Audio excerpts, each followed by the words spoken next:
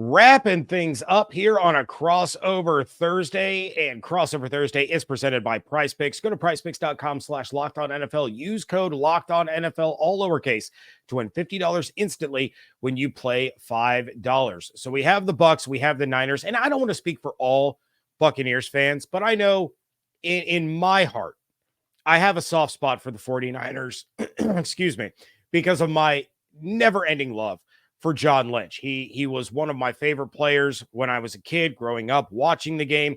I love the success that he has had as a general manager. I think he's done a great job. So when they're not playing the Bucks, I always pull for the Niners, and I want to see John Lynch succeed as much as humanly possible. But taking a look at this game, could be getting McCaffrey back. You have Warner who's getting healthy.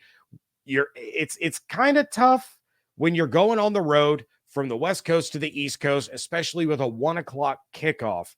But what are the keys to victory for the 49ers in this one? Yeah, and look, John Lynch GMs with the same aggression that he played safety with too. And so it's been fun to watch it. Just a quick funny story. When he was hired, I went scouring. I was like, there must be another executive around the NFL that has the name John Lynch, because it's not the TV safety guy, right? That couldn't be it.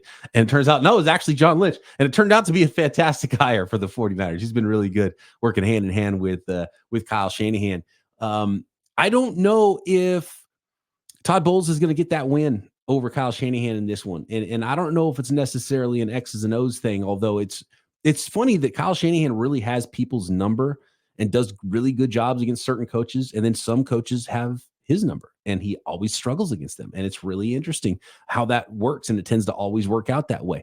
And so we'll see if it continues to go that way. But for the 49ers, I do expect, even though it's an East Coast game and an early start and some travel, they're coming off a bye, short week for the Bucks. They went into overtime with the Kansas City Chiefs. So I would think that would all nullify and make it a pretty even game, even though it's a road game for the 49ers, since they're well rested and getting some players back and coming off a bye. And Kyle Shanahan, by the way, I think he's only lost one game the last few years in November and has been really good post-bye. And really, the 49ers are a couple games away from being 6-2, or a couple plays away from being 6-2 right now. We'll be talking a lot, really, much differently about the 49ers. But I think the path to win for the 49ers is don't do the things that have led to those losses that they should have won earlier on in the season, right? When you've got a team down and you got a 10-point lead in the fourth quarter, finish them off. You got to score touchdowns instead of kicking field goals. And this is a team that's kind of struggled in the red zone. I think that's a place where Christian McCaffrey could potentially help, even though, he's not a bulldozing type of running back that you would expect. Oh, you're going to pound the ball into the end zone. He's just really good in tight spaces. And he's also good catching the ball out of the backfield and put stress on a defense. So, that red zone defense, don't get weird and start turning the ball over if you're the 49ers. And, and I think that's the path to victory because, unfortunately for the Buccaneers, they're just not at full power right now. And you can't take them lightly either, because we saw what they went toe-to-toe with the Kansas City Chiefs, who are 8-0 right now. And the Chiefs throttled the 49ers just a few weeks ago too. So this is still a good opponent for the 49ers. On paper, I do like the Niners to win this game. And I think for the 49ers, they just have to play their ball. And it really goes beyond just this week. It goes for the season. They need to be the team that they've supposed to be all season long. They've kind of taken one step forward, one step back. After the bye, take a deep breath, reevaluate, and be that team. That's what the 49ers have to do on Sunday. Yeah, and full disclosure, the time change in the early kickoff, that's more wishful thinking on my part. I don't think it's really going to play into this game at all. But for the Buccaneers, the big keys in this one is they have to run the ball and they have to do it effectively. You have to defend the middle of the field, especially against George Kittle and this Shanahan offense. And then finally, be aggressive. The Bucs have had really good success running the football, especially against some of these top rushing defenses. They outperformed the yards allowed per game from the Baltimore Ravens, and they did it by the beginning of the second quarter. They did it again last week against the Kansas City Chiefs. This week, they're going up against the Niners, another top 10 rush defense. They allowed about 105 rushing yards per game, but you have to pound the rock and control the clock. I have said it week in and week out since Evans and Godwin went down. Those are the keys. You have to control the clock and keep your defense on the sideline for as long as possible. String together these 12, 13, 14 play drives that end in points. As far as the middle of the field, again, it's wishful thinking.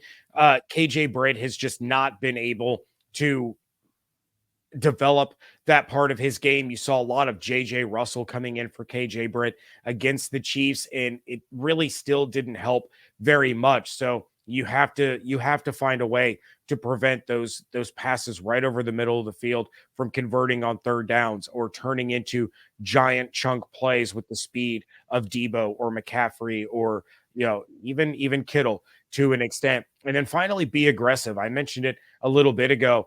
The Bucs have to win the turnover battle. If you're going to give yourself a chance, you have to be able to take the ball away. So go for broke.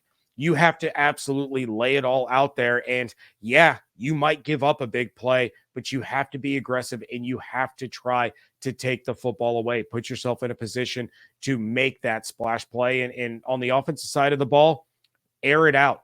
Air it out to Callaway. Air it out to Palmer. Take those deep shots down the field because it might be an explosive play on either side of the ball that could be the difference between the Bucs losing or the Bucs getting a big upset. And can I just say, and I'm sure you've talked about this a ton, I don't have a problem with not going for 2 from Todd Bowles.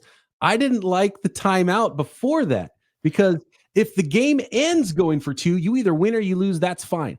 But with 30 seconds and 3 timeouts, if you lose if you don't get the 2, but even if you get the 2, they might still go kick a field goal in regulation to beat you. So that's why I didn't have a problem with not going for 2 there because it didn't end the game with a win. I didn't like the timeout before that. I just wanted to get that out there, James. See, and that was how I opened my show afterwards was you had to go for 2 there. And I ripped Todd Bowles up and down. And then his explanation after the game made it even worse. He said because of the wet conditions, they felt better going to overtime. I'm like, how on earth does that make any sense? You just marched 71 yards in a minute 49 and you had that defense on the ropes. Go for the win. And Bucs fans, by and large, have said they would be more okay with the loss having gone for 2 and not getting it than doing what they did. But as far as the timeout, there was a reasoning, and I apologize, I don't remember off the top of my head. Todd did not want to use the timeout there. There was some sort of communication issue or a personnel issue or something where they were forced to call the timeout. He wanted to hold on to it. He wanted to run more time off the clock. And who knows? Maybe if he doesn't have to use the timeout there and all of a sudden they score with no time left on the clock, maybe they do go for 2 in that situation. I don't know. But yeah, I know he said that he was upset that he had to use his timeout because he didn't want to use it there. He wanted to run more time down.